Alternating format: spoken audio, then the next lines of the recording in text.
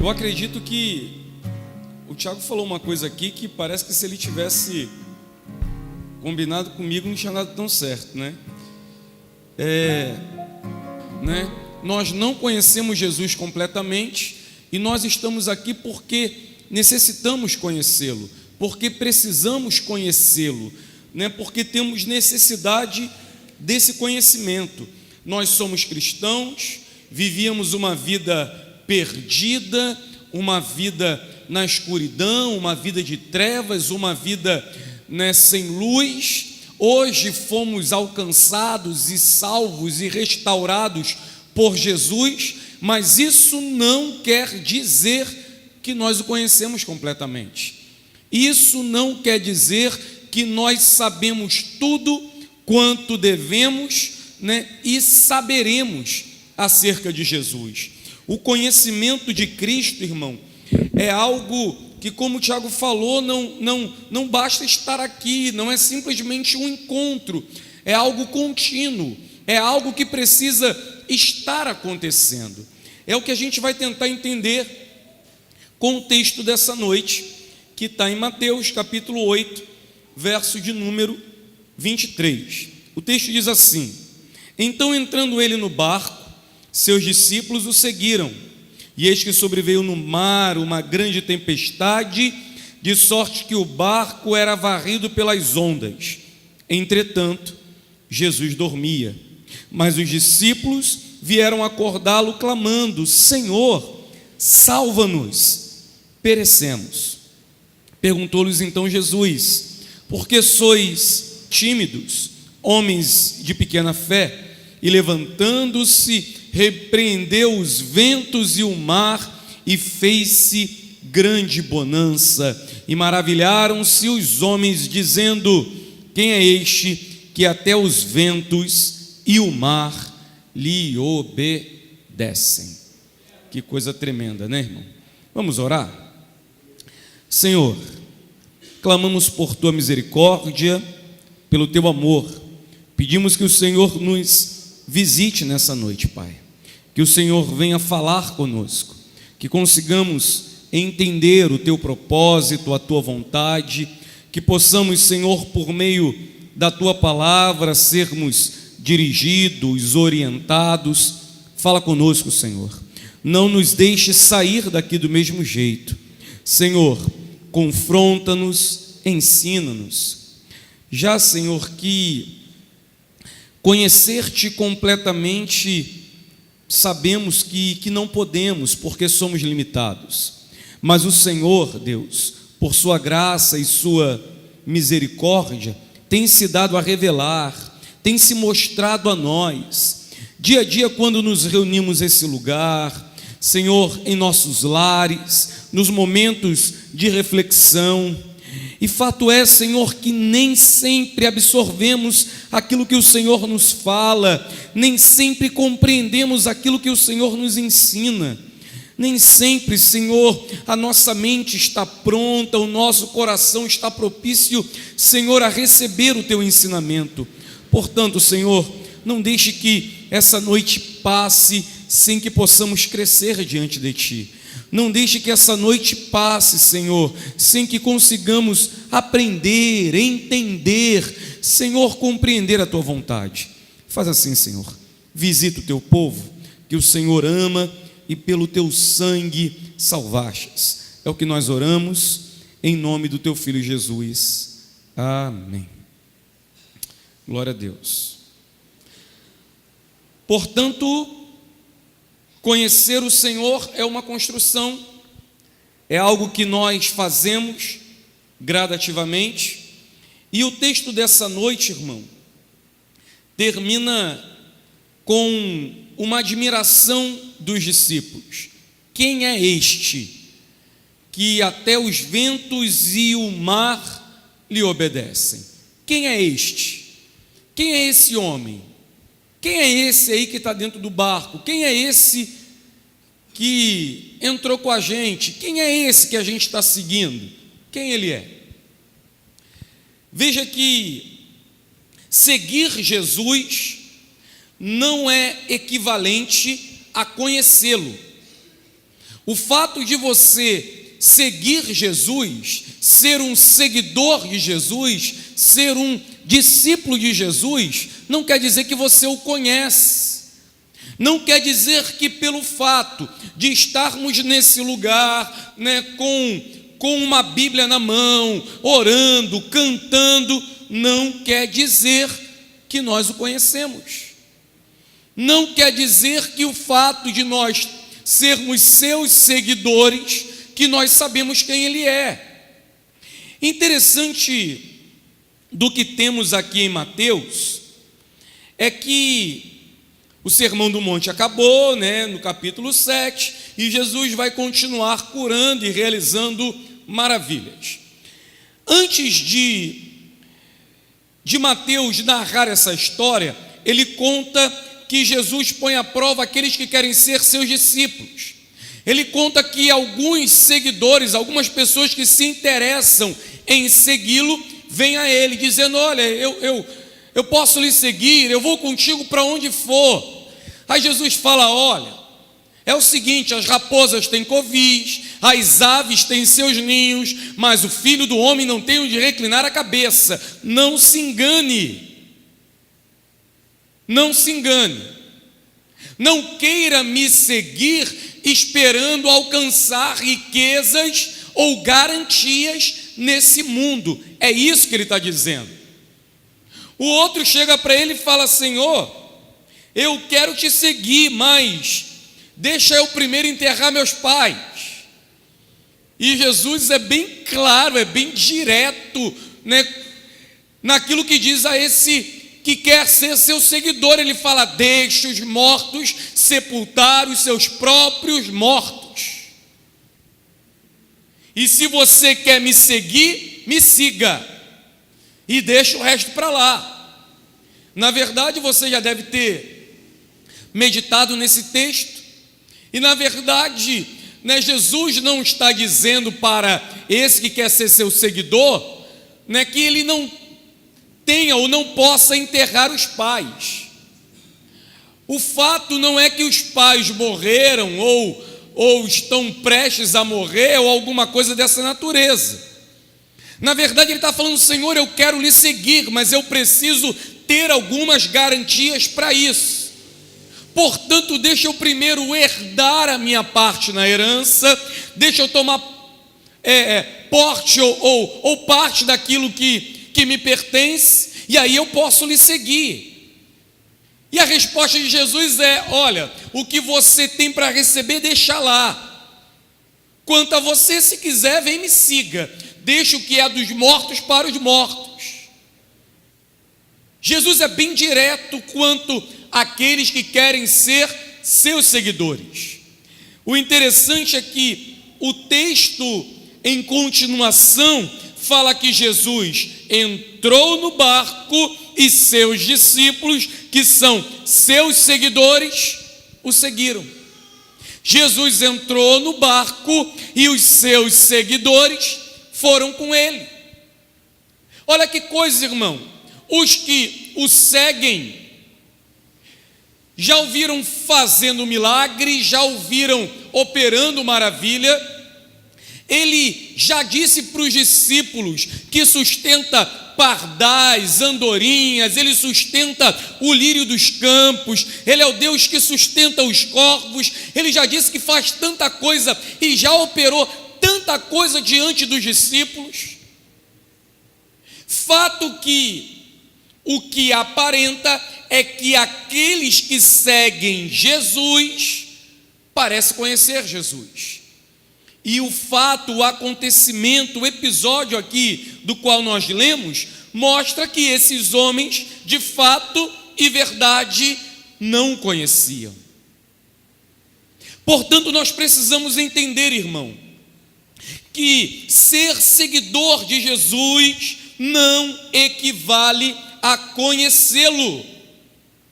Veja que, mesmo que estejamos dispostos a segui-lo, mesmo que estejamos dispostos a negar tudo, a deixar tudo, e tu sabe que isso talvez seja uma das coisas mais difíceis para nós, Uma vez, há alguns anos atrás, bastante tempo já, eu conversando com uma pessoa que trabalhou tanto no Evangelho, né? Tudo que, né, o seu antigo pastor pedia, ele fazia, era para um lado, para o outro. Um jovem que abriu mão de tanta coisa, abriu mão, né, de estudar, abriu mão de fazer tanta coisa, de trabalhar, e viveu assim. E depois de muito trabalhar, de muito se esforçar, ele cai em desânimo, em tristeza. E quando ele recobra o ânimo, o juízo, quando Deus traz de volta a ele, eu vou dizer assim, a vida, ele percebe que tudo que fez pensando que estava fazendo para agradar a Deus, mas percebeu que estava fazendo para ser aceito pelos homens.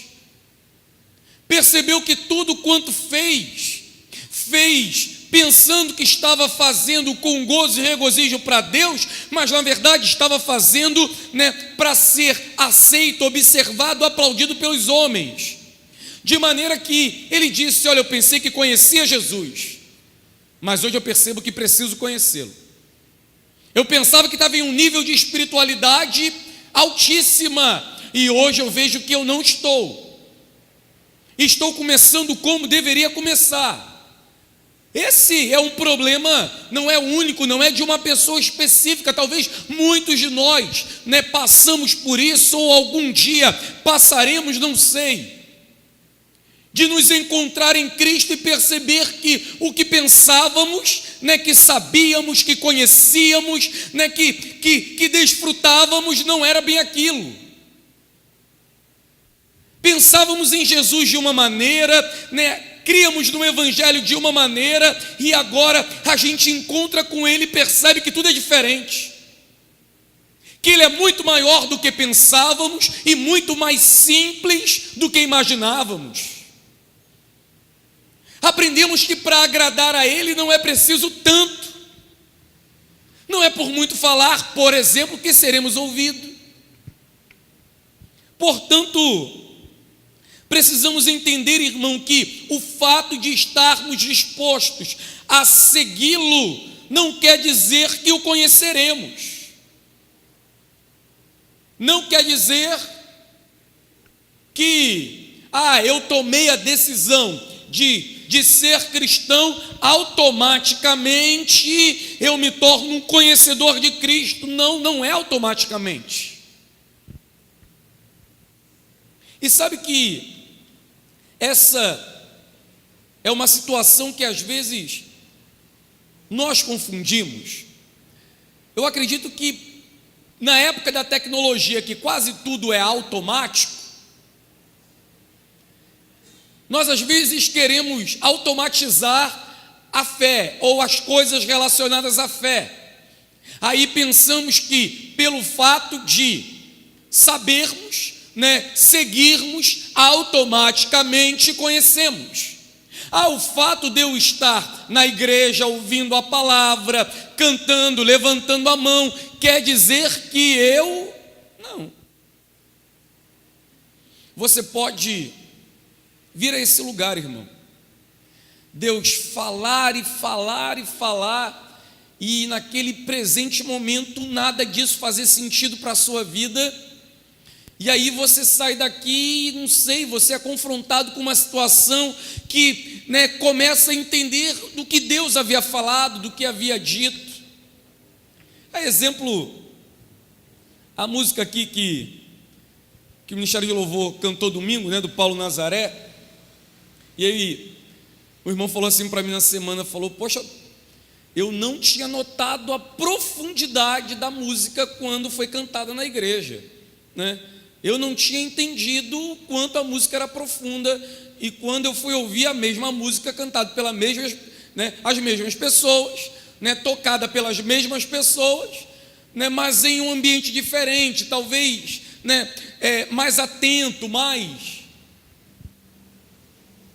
é a mesma coisa, que naquele momento nós não conhecemos, que naquele momento nós não entendemos, nós não compreendemos.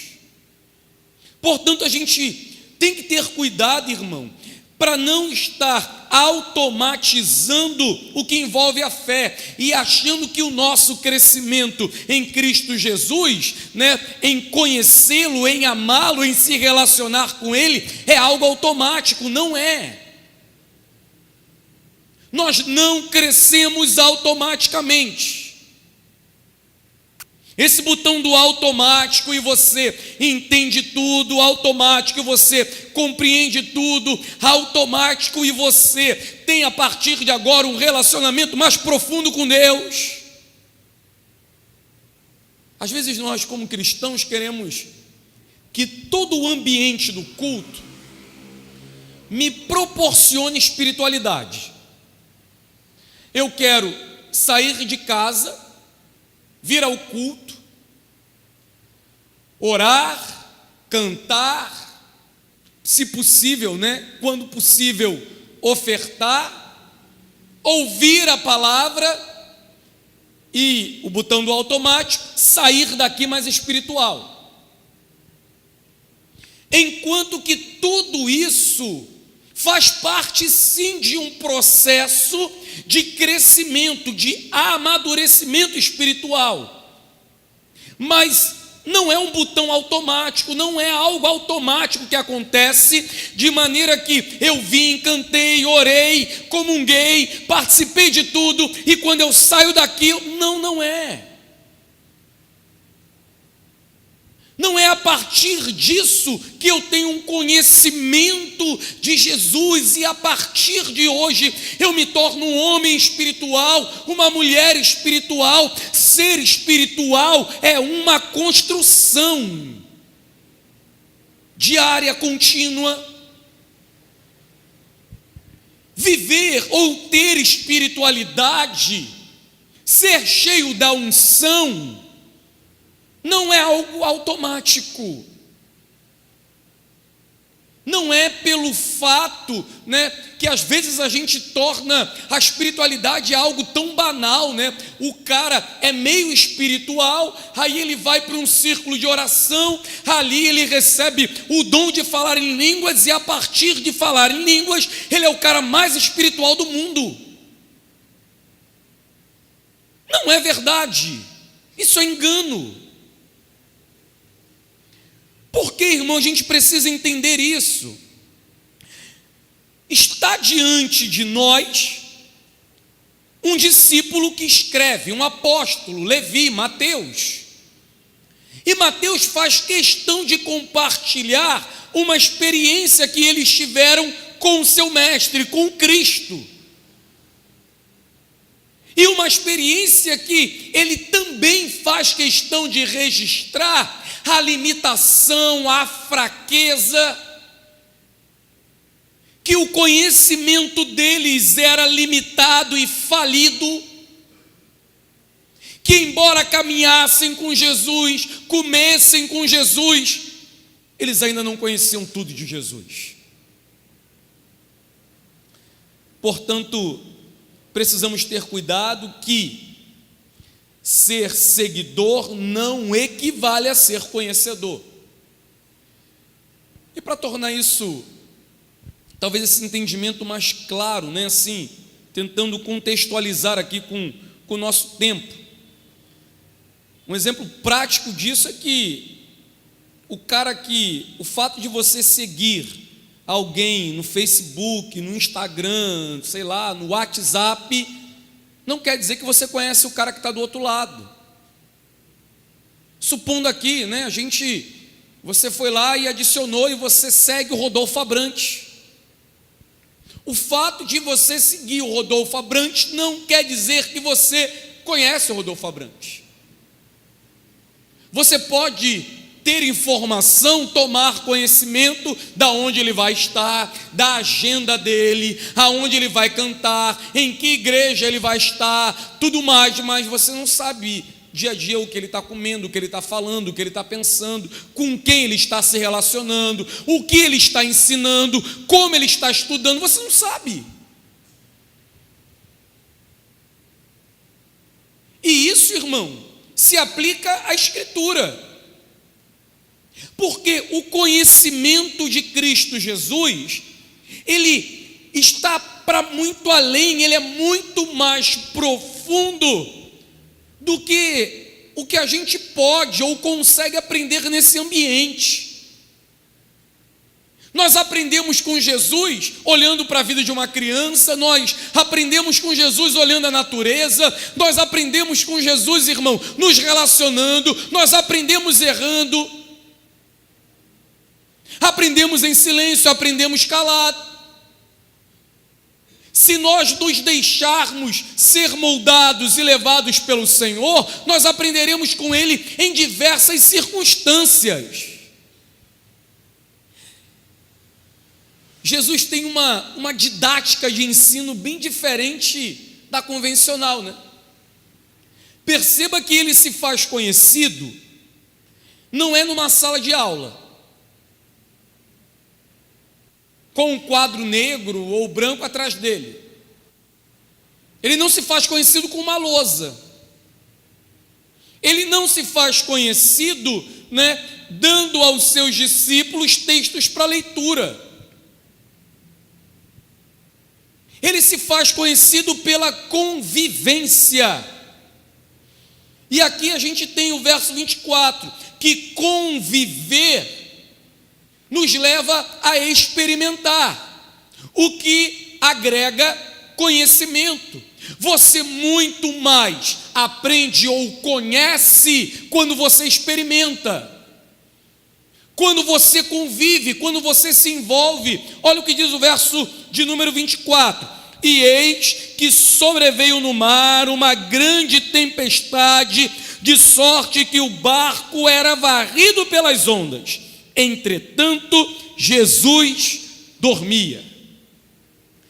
Eu acredito que esses discípulos olharam para Jesus com um olhar meio desconfiado. Se algum deles conseguiria dormir em meio ao que estava acontecendo, a resposta diante da narração de Mateus é provavelmente não. Porque o texto que fala de um grande vento ou uma grande tempestade, essa grande tempestade é uma ideia de terremoto ou maremoto. Eles estavam vivendo uma experiência que provavelmente antes não viveram. E nós precisamos lembrar que alguns dos discípulos de Jesus tinham grande experiência com o mar. Entre eles Pedro, os filhos de Zebedeu, né? Tiago e João. A grande maioria deles certamente conviviam com o mar, tinham alguma experiência com o mar, viram, sabiam alguma coisa sobre o mar, mas esse fato, esse acontecimento surpreende todo mundo. O texto fala assim, sobreveio. Sobreveio quer dizer de repente. A gente usa uma expressão, né? Do nada. Vixe, aconteceu do nada. Mas nada acontece do nada. Porque quando você fala, olha, aconteceu do nada, parece que o nada é alguma coisa que trouxe ou fez acontecer, mas na verdade nada acontece do nada.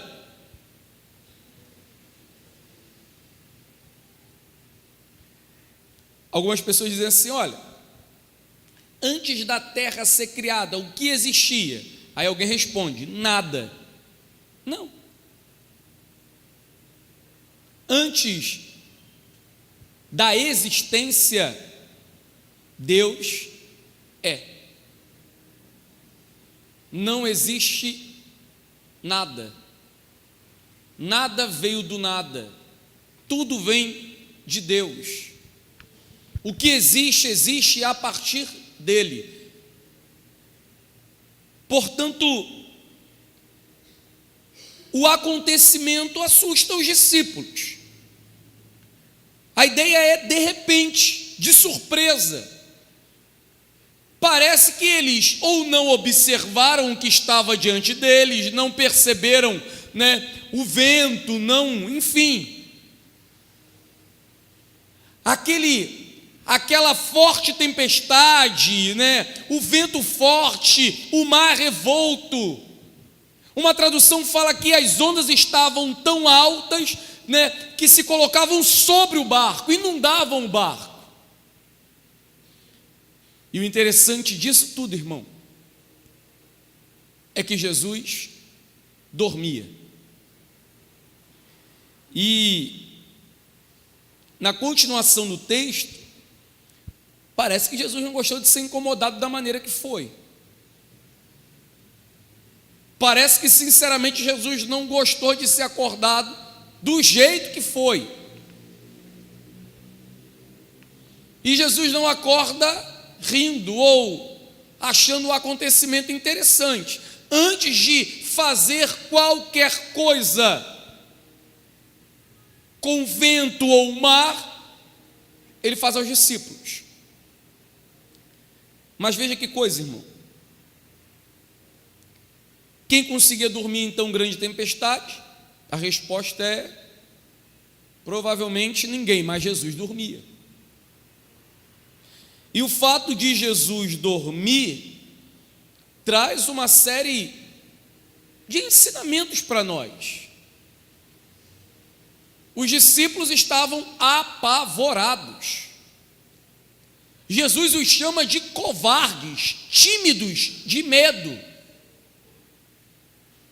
Em meio àquela situação, Jesus descansava, repousava. Tem coisa, irmão, que não tem jeito. Nós só aprenderemos experimentando. Tem coisa que a gente só aprende no meio do vento. Tem coisa que nós só aprendemos no meio da tempestade. Tem coisa que a gente só aprende no maremoto, no terremoto. Tem coisas que nos são ensinadas, que nós temos tudo para aprender na bonança, na tranquilidade, e que quando temos a oportunidade de colocar aquilo em prática, aquilo do qual já sabemos, aquilo do qual ouvimos, aquilo do qual supostamente temos certeza, nós não fazemos. E muitas vezes é necessário que ventos, tempestades, situações como essa aconteçam, para que nós sejamos despertados e passamos a aprender ou conhecer aquilo que supostamente achávamos conhecer, pensávamos conhecer. O que a gente tem no verso 24 é que eles não esperavam Jesus dormir em meio à tempestade. Precisaram conviver para saber que em toda situação ele descansava. Enquanto eles se apavoram, eles viram que o seu mestre descansa. Veja o que vem no 25. Mas os discípulos vieram acordá-lo, clamando, na verdade gritando: Senhor, salva-nos, perecemos. Eles diziam: Kyrios, sozo, atolomum, em desespero, vamos morrer. E como eu disse, Jesus não gostou desse negócio, não. Jesus não gostou de ser despertado dessa maneira. O verso 25 nos leva a entender que alguém tinha pelo menos algum conhecimento do que Jesus podia fazer. Porque se tem homens experientes em um barco, em meio a uma tempestade, certamente já enfrentaram muitas outras. Eles não vão recorrer a um carpinteiro. Embora ele possa trabalhar com madeira e até fazer barco, não quer dizer que quem faz barco sabe navegar. Mas, na verdade, quando recorrem a Jesus, não recorrem ao carpinteiro de Nazaré. Não no sentido de clamarem por sua habilidade com madeira. O texto fala que eles, ao gritarem, ao clamarem, chamam de Senhor. Portanto, o que nós temos são servos, discípulos, gritando Senhor. Se chama Senhor é porque Ele é.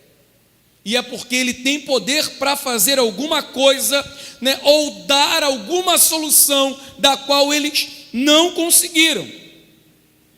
Grande tempestade diante deles.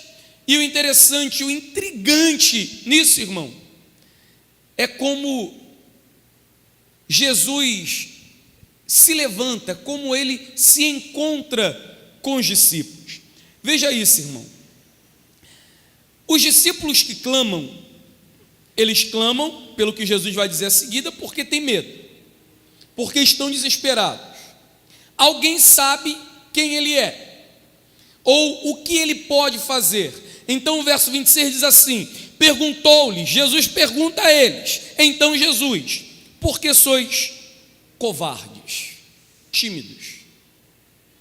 Por que vocês são assim? Olha, irmão, contextualizando, trazendo para os nossos dias, Jesus diria: por que vocês estão no piti? Por que esse desespero? Por que vocês estão fazendo esse escândalo todo? Por que vocês estão assim, alvoroçados? Para que essa agonia? Por que vocês estão gritando?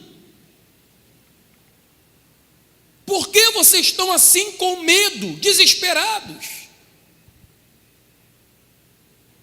Por que vocês são tímidos?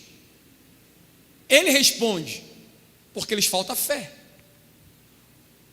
Ele fala: homens de pequena fé.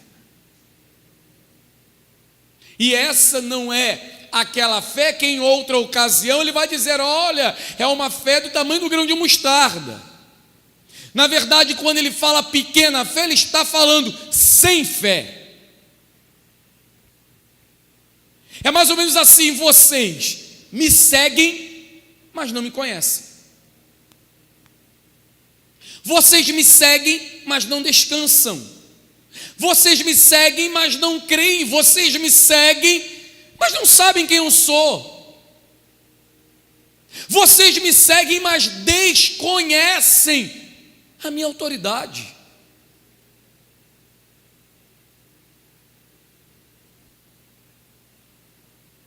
Eu fico a pensar, irmão, qual deveria ser a atitude dos discípulos? O que esses homens deveriam fazer então? Porque sois tímidos, homens de pequena fé. É tudo que ele diz. Portanto, eu acho que dá para a gente entender, imaginar que Jesus não está muito feliz de ser acordado dessa maneira. E eu entendo que não é pelo fato de ter sido acordado, mas é pelo desespero daqueles que o seguem, é pela dúvida, é pela incerteza. Nós temos, por exemplo, o profeta Elias, quando chega ao Monte Carmelo, ele confronta o povo Israel com a seguinte expressão: olha, vocês precisam decidir a quem seguem. Se Baal é Deus, arruma as coisas de vocês, peguem o rumo, sigam a Baal. Mas se o Senhor é Deus, sigam, conheçam, relacionem-se com Ele. Tirem Baal da vida de vocês. Vocês não podem seguir a Deus e a Baal. Não pode ter dúvida. Tiago, o irmão do Senhor, ele vai dizer do perigo do coração, do ânimo dobre, dividido, repartido, da dúvida. Não diferente de tudo isso, Jesus está falando, o problema de vocês é a dúvida, o que traz medo, covardia, timidez. Porque a timidez aqui não é essa ideia, de ter vergonha de ir, ele está falando de medo. Porque a vergonha também não deixa de ser um medo, E o fruto de tudo isso, irmão, é a falta de fé. E veja que coisa, o escritor aos Hebreus vai dizer que a fé é a certeza. A fé é uma certeza, é uma convicção. A fé não pode ser vista, não é algo que cresce no meio da dúvida. A fé é um conhecimento. Por meio da fé conhecemos Deus. E por meio do conhecimento que Deus se dá a nós, nós crescemos em fé. A Escritura também diz que a fé vem pelo ouvir e ouvir Deus, sua palavra. Portanto, a fé é certeza, convicção. Convicção de quê? Do quê? Nós vamos ter lá o capítulo 11, a galeria dos heróis da fé. Homens que em meio a adversidades, a problemas, a situações terríveis, que não havia outra opção, não havia saída, não tinha força, eles não poderiam mudar, fazer, enfim, eles creram, tiveram fé, esperaram, confiaram, sabendo que quem prometeu é fiel para fazer. Eu olho para Abraão, irmão, que o que Abraão fez é demais, cara? Quem faria o que aquele cara fez hoje, irmão? Abraão, tu não vai construir uma casa para você? Eu vou não. Estou indo para minha. Eu estou indo para uma cidade que o meu Senhor é o grande construtor. A Escritura diz que ele preferiu habitar em tendas. Moisés preferiu sofrer com os judeus do que ser chamado filho da filha de Faraó. Por fé, o que se tem fé, se há fé, óbvio, há esperança.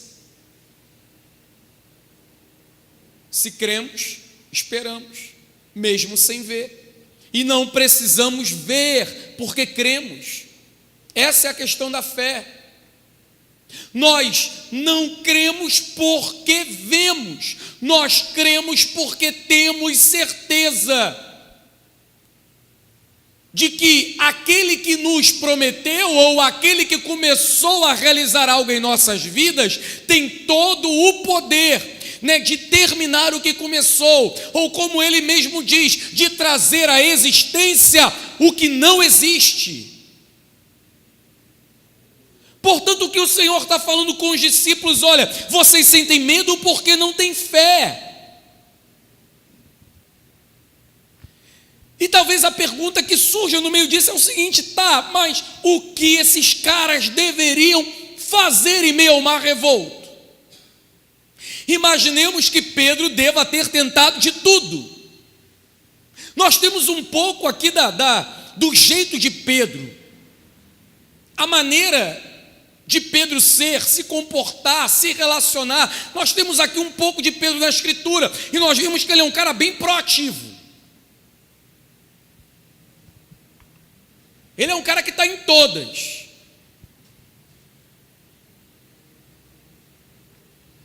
Jesus os leva ao monte e se mostra a eles, se revela a Pedro, Tiago e João. Pedro é aquele que vai à frente e fala: o negócio aqui está muito bom, vamos construir 3 cabanas aqui. Jesus vai ser preso e o cara está indo, vai orar com uma espada na cintura. Parece que tudo que ele ouviu de Jesus, irmão, ele começou a se precaver. Portanto, imaginamos que Pedro certamente deva ter tentado de tudo. Puxa a corda dali, tira a leme daqui, faz assim, faz assado. E eu não me espantaria em chegar lá na glória e vermos lá os santos do Senhor e perguntar: ei, gente, quem foi que naquele dia lá acordou o Senhor? E alguém falar: foi Pedro. Ah, tinha que ser, né? Ele é o cara que estava na frente de tudo, era sempre ele.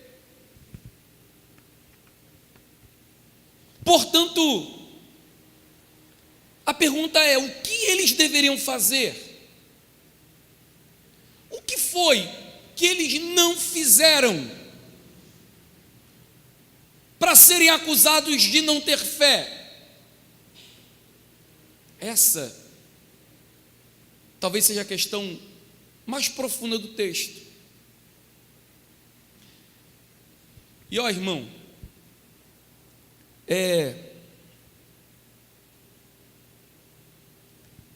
a gente precisa entender isso aqui. Um dia desse eu estava em uma discussão, em uma conversa, e a pessoa falou sobre fé, né? E fé em santos, fé em situações. E eu disse: olha, eu não sei se você entende, embora você seja cristão, eu não sei se você entende fé como fé.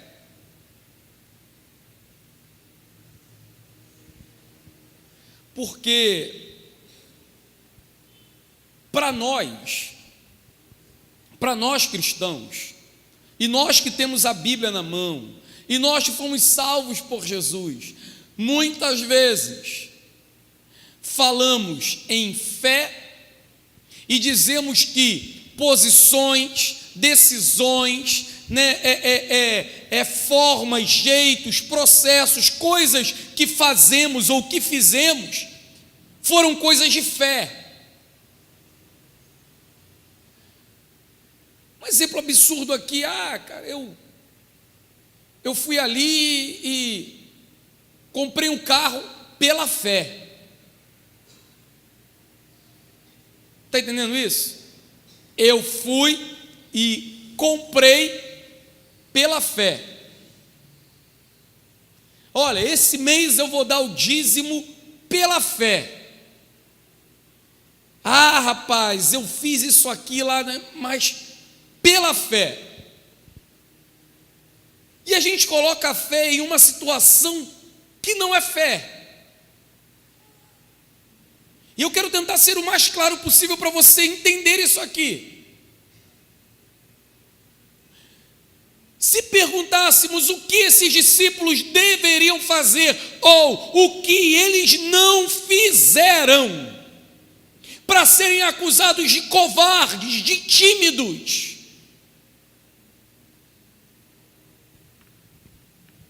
na verdade, o problema foi que eles fizeram, e a fé é não fazer. O que eles deveriam fazer? Ter fé. E o que é ter fé? É confiar naquele que está dormindo na proa do barco. É saber que aquele que está com eles, aqueles que eles seguem, tem poder de resolver absolutamente tudo e não algumas coisas. Aquele que está lá, ele pode fazer, ele tem poder para fazer, e se ele quiser, ele o fará. É aquela questão que eu disse aqui, não sei terça, não sei domingo, sobre os jovens que estão sendo lançados na fornalha. A atitude de fé é simplesmente descansar. Não teve figa, não teve processo, eles não fizeram nada. Simplesmente creram, sabendo que, se Deus quisesse, os livraria, e se Deus quisesse não os livrar, não os faria, e nem por isso deixariam de crer. A ideia de fé, irmão, quando se fala fé em Jesus, o Senhor nos convoca a descansar. E aí vem a questão, por que a palavra é importante, irmão? É exatamente pelo conhecer da palavra que nós conhecemos Deus. O que a gente aprendeu terça-feira acerca da oração. Quanto mais você cresce no conhecimento da palavra, no conhecimento de Deus, mais você tem o que falar com Ele.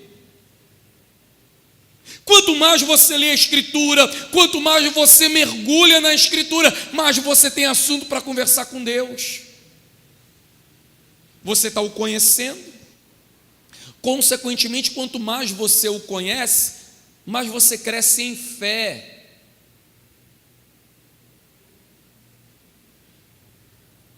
Eu fiz de tudo. Olha, eu corri de um lado para o outro, eu liguei para todo mundo que podia, eu fiz assim, eu fiz assado. E agora, Senhor, tudo que me resta é a fé. Na indivíduo, tudo que você tinha, seu bicho ruim, era a fé. E a gente coloca a fé na última opção. Eu fiz de tudo, eu corri, eu gritei, eu esperneei, eu peguei a corda, eu joguei a boia e nada parou. Vocês deviam ter crido. Quem disse que vocês precisavam fazer isso? Eu não estava no barco. Ou vocês não me seguiram? Ou vocês não sabiam que eu estava aqui? Ou vocês não sabiam que eu sou quem eu sou?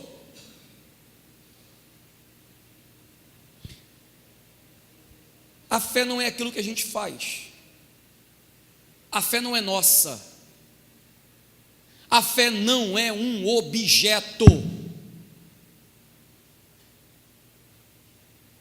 Isso aqui é legal. Uma professora na faculdade falou assim: gosto de fazer crítica à fé, né?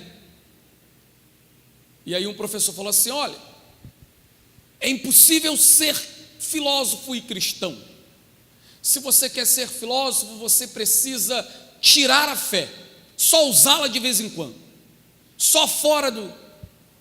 E aí uma professora replicou isso em um grupo, né, de estudo dentro da faculdade. Eu falei assim: olha, a fé não é um objeto. Não sei o que a senhora sabe de fé, mas para a senhora ter falado o que a senhora falou, a senhora não sabe o que é fé. A fé não é um objeto que eu jogo no baú. Eu não consigo suspender a fé e viver sem fé. Se eu fui salvo pela fé, que nem minha é algo que foi feito por mim e não que eu faço por Ele. A fé não é algo que eu escolho ter, não é algo que eu escolho viver. Cristo Jesus derramou fé em nossas vidas a fim de nos salvar, de modo que a salvação não gere orgulho, arrogância. Sois salvo, pela graça mediante a fé, e fiquem sabendo que isso não vem de vós, é dom de Deus, para que vocês não andem por aí se gloriando. Portanto, a fé não é algo que eu tiro ou coloco, a fé é algo que Deus faz gerar no meu coração pelo seu Espírito e a faz crescer por meio da sua palavra. Quanto mais eu conheço Deus, mais eu cresço em fé.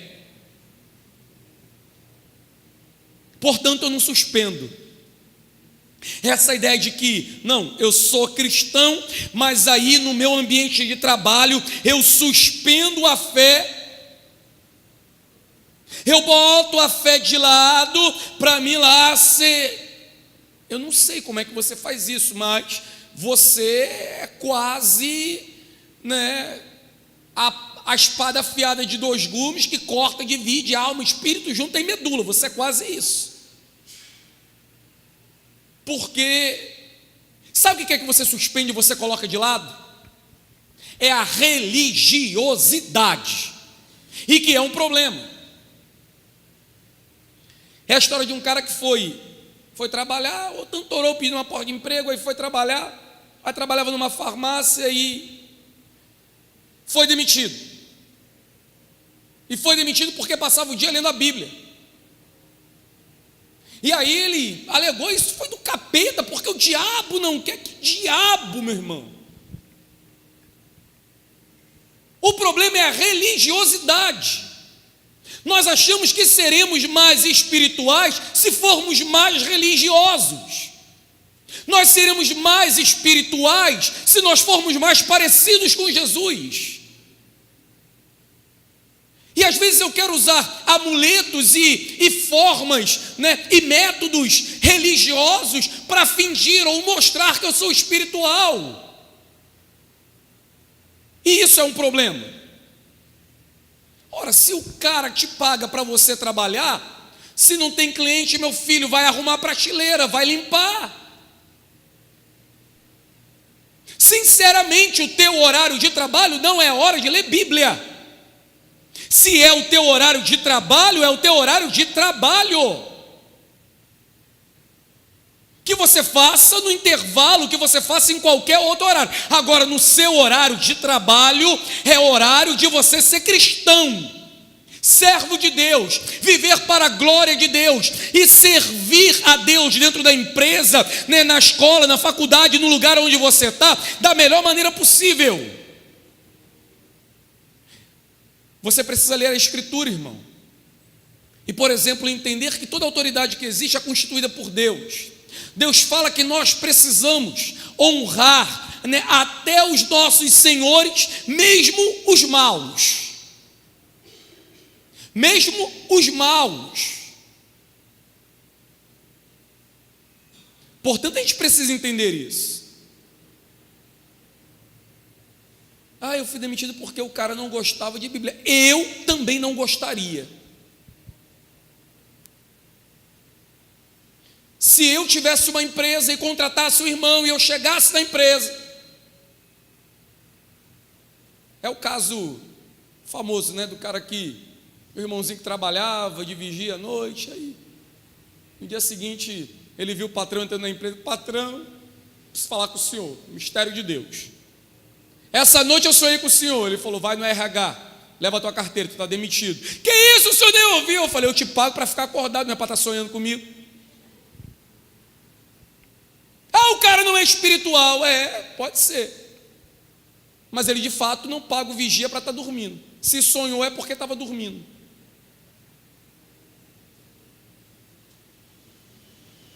A gente tem que parar, irmão, dessa ideia de religiosidade e achar que fé é religiosidade.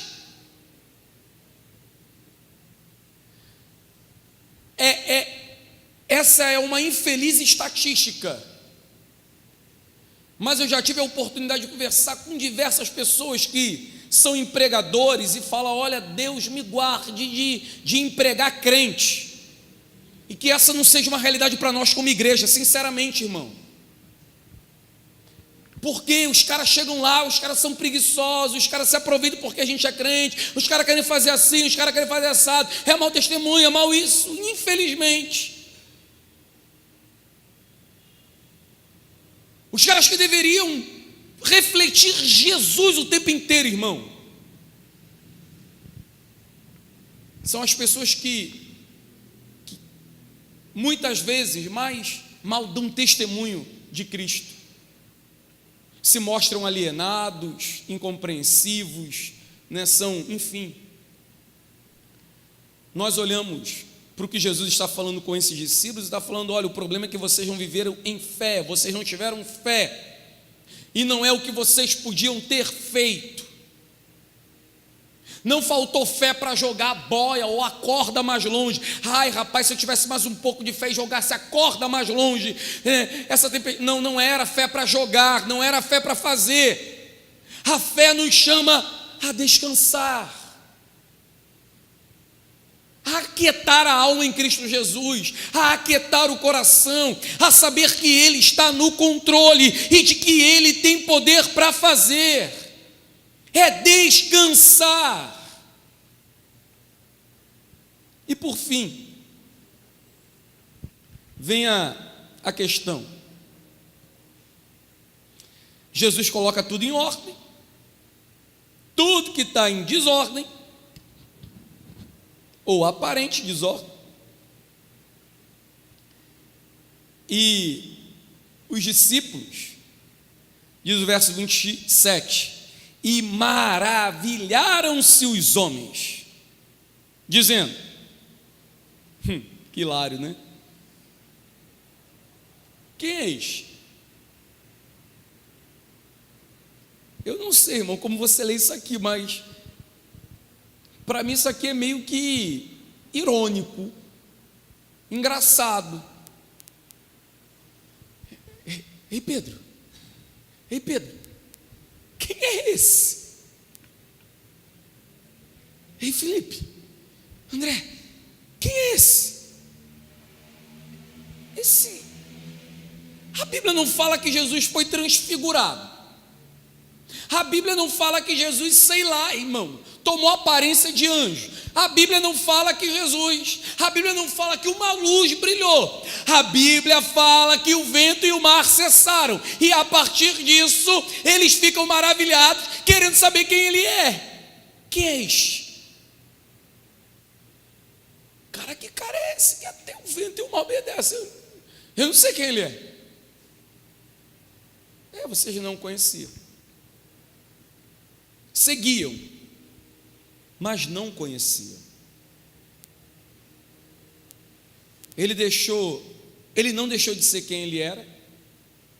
Ele não se transformou em alguma coisa. Ele simplesmente fez o que sempre fez: colocar em ordem a desordem.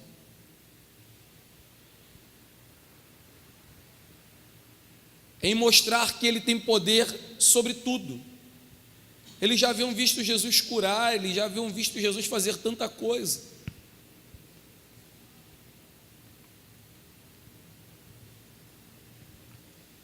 É convivendo com Cristo que nós crescemos em Cristo. De fato, eles tomaram um conhecimento de algo que eles não sabiam. Mas o interessante é que essa não é a primeira tempestade que eles vão enfrentar. Como também não é a primeira tempestade que eles vão se apavorar.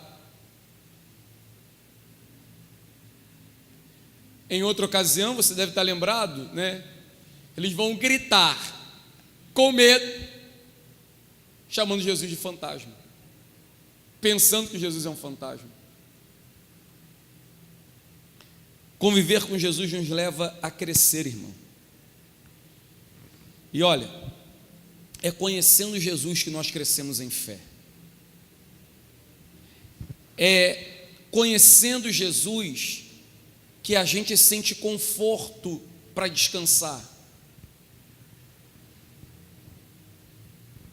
E talvez você já tenha ouvido tanta coisa acerca de quem Ele é, irmão, e você já entenda quem Ele é, mas ainda tem dificuldade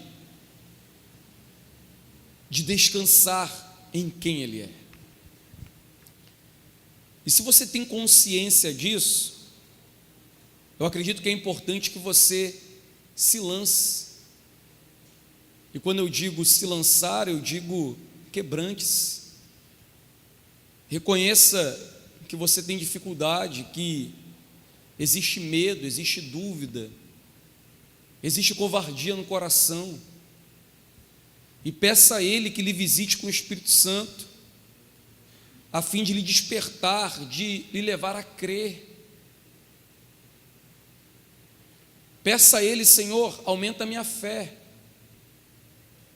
já que não é o que eu faço, é o que o Senhor faz por mim. Faça em mim, haja em mim, me muda, abre os meus olhos para que eu veja, o meu entendimento para que eu compreenda, para que eu não ande por aí desesperado, para que eu não ande por aí agoniado, para que eu não ande por aí perturbado. Senhor, me leva a crer. Se Jesus é o Senhor de nossas vidas, e eu creio que Ele o é, Ele está no barco, vamos descansar, irmão, confiar. Vamos pôr de pé?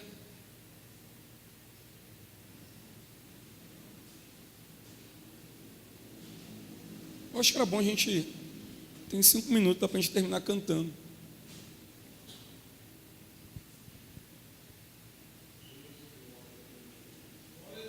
Eu acho que a música que você não sabia que eu ia pregar, e eu nem sabia que você ia cantar, eu acho que fala muito bem aquilo que a gente meditou.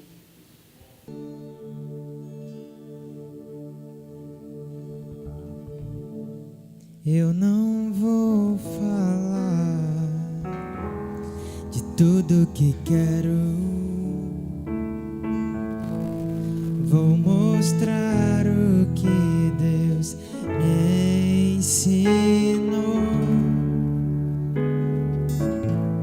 Eu aprendi